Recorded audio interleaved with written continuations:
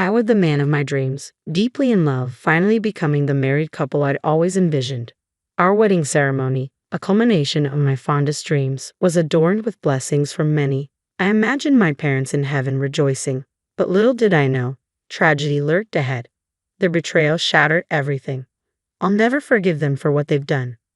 I'm Mary. Thomas, my boyfriend 2 years my senior, proposed to me, and at 27, we tied the knot. I lost my father in my youth and my mother succumbed to illness 2 years back. Through it all, Thomas has been my unwavering support, lifting me in my darkest hours. Our wedding, on the anniversary of 2.5 years together, marked the start of our joyous journey as newlyweds. With Thomas's demanding job, we postponed the ceremony until the schedule eased. On his days off, we visited the venue, laying the groundwork for our special day. With the date set, it was time to compile our guest list. I was blessed with an aunt and uncle who embraced me as their own daughter. After losing my father, they stepped in, showering me with cooked meals in place of my busy working mother. Their presence filled the void when she was away, ensuring I never felt alone. When illness struck my mother, they shouldered her responsibilities, sparing me the weight of it all. Even in the darkest moments, my aunt's gentle reassurances buoyed my spirits, urging me to hold on to hope for my mother's recovery. With their unwavering support, I found the strength to weather any storm. It's why, when planning my wedding, I insisted they occupy seats reserved for family. Eager to convey my gratitude, I made a long overdue visit to their home. "Mary, congratulations on your marriage," my aunt greeted me, tears glistening in her eyes. "Thank you, Auntie. I've been thinking, I want you and Uncle to sit in the seats reserved for family at my wedding. Would that be all right?" "Of course," she replied, her voice filled with warmth as she reached for a large box. "Mary, why don't you open this?" Curious, I obliged, lifting the lid to reveal a stunning white wedding dress nestled inside. Crafted from exquisite silk, it exuded elegance with a touch of charm. Delicate lace adorned the neckline, while intricate flower embroideries danced along the hem, lending it an undeniable allure. Smaller in size, it was evident this dress was tailored just for me. Instantly enamored, I gasped in delight. "Why this dress?" I inquired. "Well, your mother, my sister, she made it," my aunt explained softly. "What? Mom made this?" I exclaimed, disbelief coloring my voice. "Yes. Despite her illness, she poured her heart into every stitch, envisioning this day for you. She asked me to give it to you if ever you married. This dress embodies all the love she held in her final days. Mary, you must wear it at your wedding. It would mean the world to her," my aunt said, her eyes shimmering with tears and affectionate pride. Touched by her gesture, tears welled up in my eyes. "Thank you, Auntie. Holding on to this means everything to me. I'll cherish it, I promise," clutching my mother's handcrafted wedding dress tightly, my heart brimming with happiness. Upon returning home, I reverently hung the dress on my bedroom wall, its presence a comforting reminder of my mother's love. Determined to honor her at my wedding, I envisioned the day with renewed determination. But fate had other plans. Disaster struck one evening when I returned home from work to find the dress missing from its rightful place on my wall. Shocked and bewildered, I frantically searched the room, my heart sinking as reality set in. "How could this happen? It was right here," I whispered, the weight of loss settling heavily upon me. In a panic, I reached for my phone to dial the police. Just then, my husband walked through the door. "Mary, what's wrong?" he asked, concern etched on his face as he hurried to my side. "My dress, it's gone. I had it right here," I sobbed, gesturing to the empty space on the wall. "I think someone took it." My distress seemed to startle my husband, and his response caught me off guard. "Oh, is that all?" he remarked casually, prompting me to question him further. "What do you mean, Thomas? Do you know something?" I asked, my voice trembling with uncertainty. His revelation left me stunned. "Well, yes. My sister mentioned she needed a dress for her upcoming wedding and wanted to borrow yours," he confessed. "What?"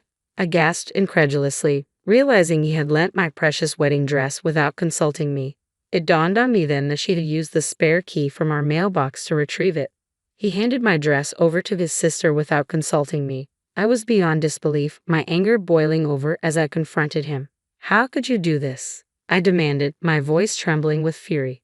His nonchalant response only fueled my frustration. "Our wedding is still months away, so what's the harm?" he reasoned, as if it were inconsequential. And my sister was ecstatic.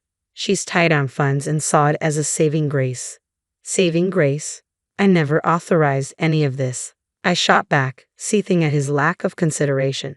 That dress was a labor of love from my mother, made specifically for me. Did you forget, Thomas? It's tailored to perfection. How could you lend it out without my consent? His attempt to pacify me only infuriated me further. Relax, it's not like it's a one-time use item. You'll still get to wear it. So what's the problem? He insisted. The problem? It's crystal clear. Why should your sister wear my dress before I do? It's just plain wrong, no matter how you spin it. Despite my efforts to convey my frustration, my husband remained obstinate, refusing to apologize or acknowledge his error. His dismissive attitude only fueled my anger further. Mary, you're overreacting. You need to stop acting like a spoiled child, he retorted, his words a stinging rebuke. Spoiled? How can you say that? This dress holds sentimental value. It was made by my mother for me. It's nonsensical for your sister to wear it before me, I countered, exasperated by his callousness. His indifference pushed me to my breaking point. I'm going to your parents' house tomorrow to retrieve the dress, I declared firmly. Tomorrow? But that's when my sister's fiancé and his parents are visiting, he interjected.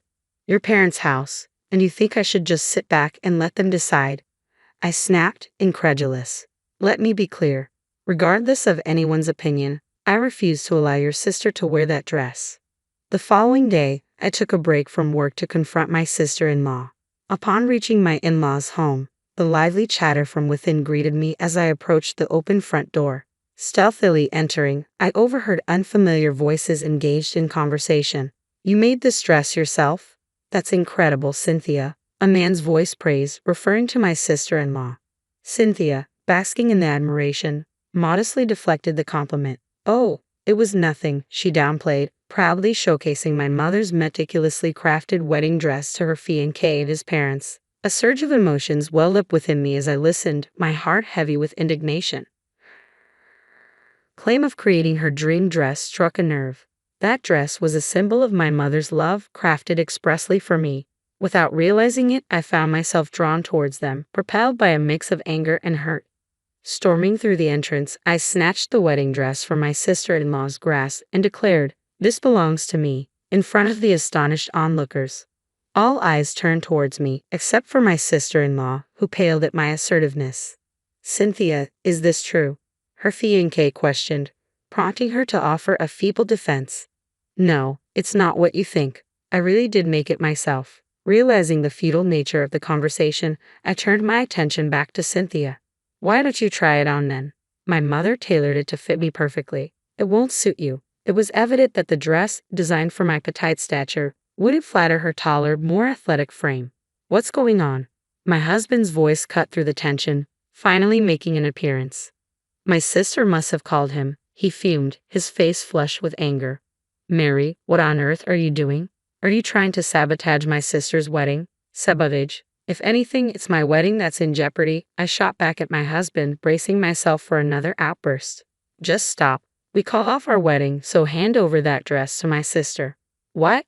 Called off? I stammered in disbelief. That's correct. We called it off, he asserted firmly. My sister mentioned she's tight on funds, so we decided to gift her the $50,000 we saved for our wedding. And since we're not getting married anymore, we don't need that dress, do we? You lent out my dress without asking, canceled our wedding, and gave away the $50,000 we saved. Have you lost your mind? The realization hit me like a ton of bricks. Our marriage held little importance to him. With a heavy heart, I fell silent, feeling my love for my husband wane. Canceling the wedding was one thing, but I wanted to cherish this dress forever. And now, because of these thoughtless actions, just then, my sister-in-law's fiancé rose to his feet, his voice heavy with resignation. I guess that settles it. What? Everyone was stunned. Wait, you can't be serious. You're calling off our engagement. Why? In response to my sister-in-law's plea, her fiancé fixed her with a steely glare.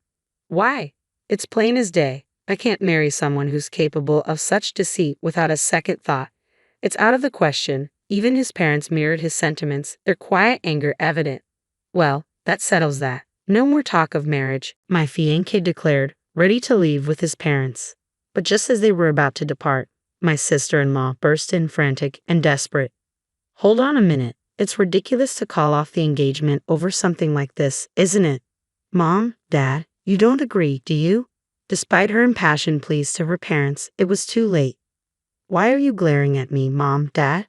My sister-in-law's plea fell on deaf ears as her father erupted with force. Get out, you disgrace. His words struck like a blow, reducing my typically resilient sister-in-law to tears. How could you be so heartless?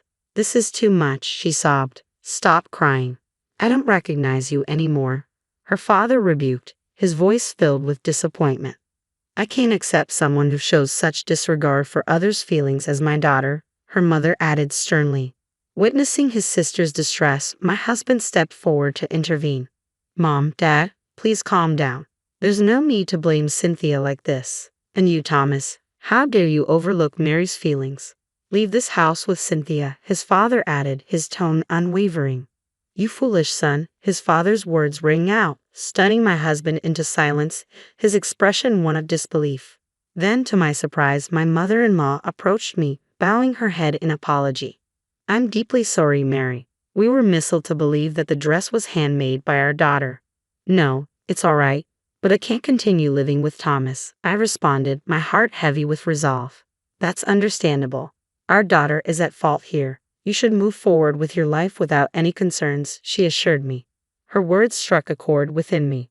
Despite the turmoil, I couldn't shake the guilt of parting ways with my in-laws who had always treated me with kindness. Nonetheless, staying with Thomas was no longer an option. Mary, I'm sorry. Truly, I am. We'll make things right, have a proper wedding.